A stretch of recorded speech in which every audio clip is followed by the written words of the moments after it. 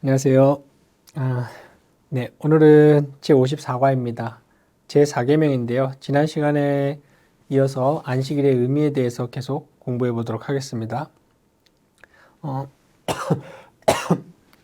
죄송합니다. 지난 시간에는 우리는 구약의 출애굽기와 민수기 구조를 통해서 안식일의 참된 의의에 대해서 한번 살펴보았고요. 이번 시간에는 그렇다면 그 안식일이 신약 시대인 오늘날 우리에게는 어떻게 적용이 되는지 크게 세 가지로 나누어서 한번 정리해 보도록 하겠습니다. 제가 문답을 읽겠습니다. 103문 제4계명에서 하나님께서 우리에게 원하시는 것은 무엇입니까? 답. 첫째, 말씀 사역과 교회 교육이 이루어지기를 원하시며 특히 안식의 날인 주일마다 하나님의 교회에 부지런히 참석하는 것입니다. 그곳에서 하나님의 말씀을 경청하고 성례에 참여하며 모든 성도와 함께 하나님의 이름을 불러야 합니다. 또한 하나님의 일과 가난한 자들을 위한 예물을 드려야 합니다. 둘째, 나의 일생 동안 악한 일을 그만두어야 합니다. 또한 주께서 그의 성령을 통해 내 안에서 일하시게 하므로 내가 이 세상에서부터 영원한 안식을 누리기 시작하기를 원하십니다. 지난 시간에 하나님께서 제4계명을 주신 본질적인 이유는 이 땅에서의 참된 안식을 맛보고 원래 안식의 세계가 있었다는 거죠. 그리고 새하늘과 새 땅에서의 완전한 안식을 향해 지금 나아가고 있으니 그것을 소망하게 하려 함이라고 했습니다.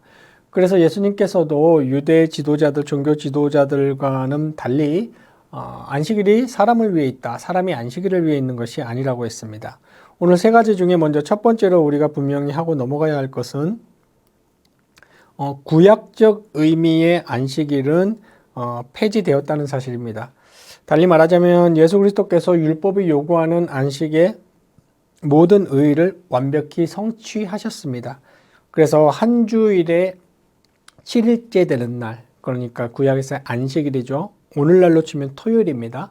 한 주간에 7일째 되는 날 안식을 해야 되는 의무가 폐지되었고 뿐만 아니라 안식일에 금했던 금기사항들, 예를 들면 그 당시에는 음식을 위해 불을 지펴서도 안 된다고 얘기했습니다. 그런 것들까지 모두 폐기가 된 것입니다.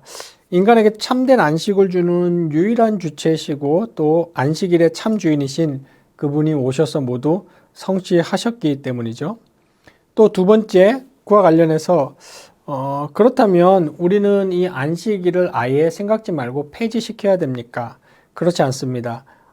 모든 다른 안식일뿐만 아니라 다른 율법들과 마찬가지로 그 율법의 의무조항 그리고 그 율법의 의무조항은 폐지가 되었지만 안식일이 담고 있는 그 율법이 담고 있는 의의 자체가 사라진 것은 아니죠. 안식일도 마찬가지로 그 안식일을 지켜야 되고 구약에 나와 있는 안식일날 해야 될 것, 하지 말아야 될 것에 대한 의무조항은 성취가 되었지만 그것이 가리키고 있는 의의 자체가 사라진 것은 아닙니다.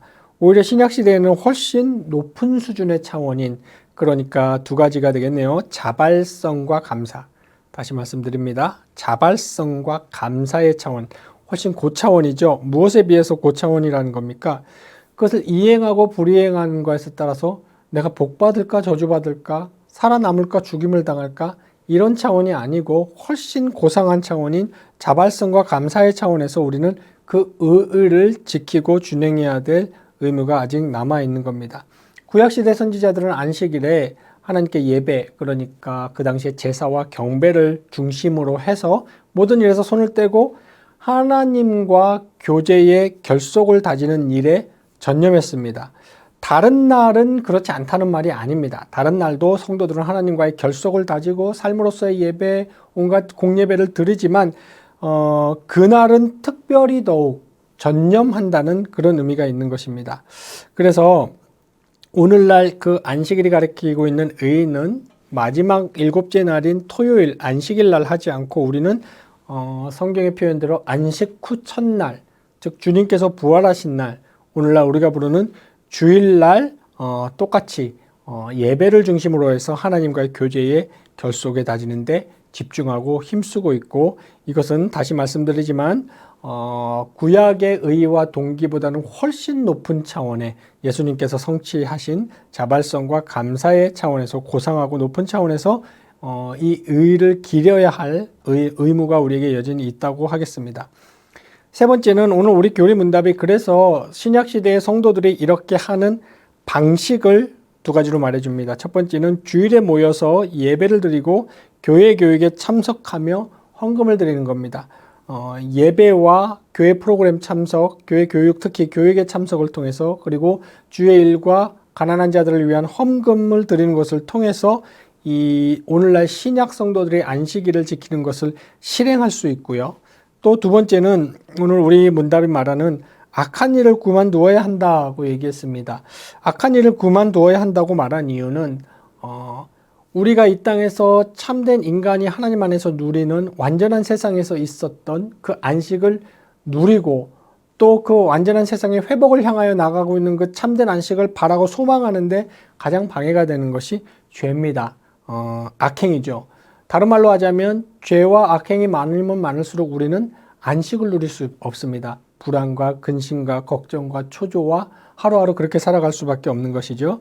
그런 의미에서 오늘 우리 단문은 악행을 그만두어야 한다고 얘기하면서 우리는 지금 우리가 향해 가고 있는 영원하고 참된 안식을 지금 이 땅에서부터 이미 맛보고 누리기 시작하는 것을 하나님이 원하신다는 것입니다.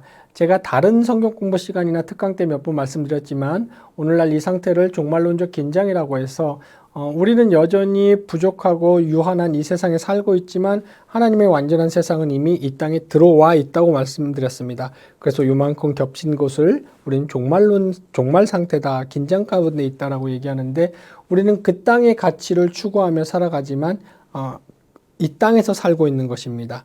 그래서 우리는 부족하지만 안식을 이 땅에서 누리기 시작하는 것이라고 했습니다. 꼼꼼히 읽어보시면서 구역원 분들과 함께 심도 있게 한번 공부해 보시기 바랍니다. 다음 시간에 뵙겠습니다. 감사합니다.